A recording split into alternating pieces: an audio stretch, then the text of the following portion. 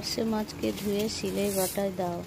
সর্ষে পোস্ত ভিজিয়ে নিয়েছি, কালো সর্ষে, সাদা সর্ষে আর পোস্ত আর লঙ্কা। পার্শে মাছ ধুয়ে নুন হলুদ মাখিয়ে নিয়েছি, তেলে ভাজতে দিয়ে দিলাম। আর এদিকে এটা শিলনোড়ায় বেটে নেব।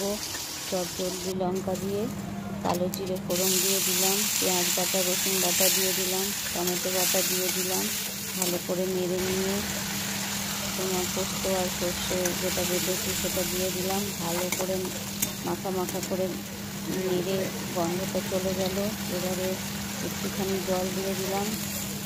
সামান্য জলটা ফুটে উঠলে মাছগুলো দিয়ে দিলাম। তারপরে নামিয়ে নিয়ে সর্ষের তেল আর একটু ধনেপাতা ছড়িয়ে দেবো। বাস হয়ে গেছে পার্শে মাছ রেডি। ধনেপাতা কুচি করে দিয়ে দিলাম।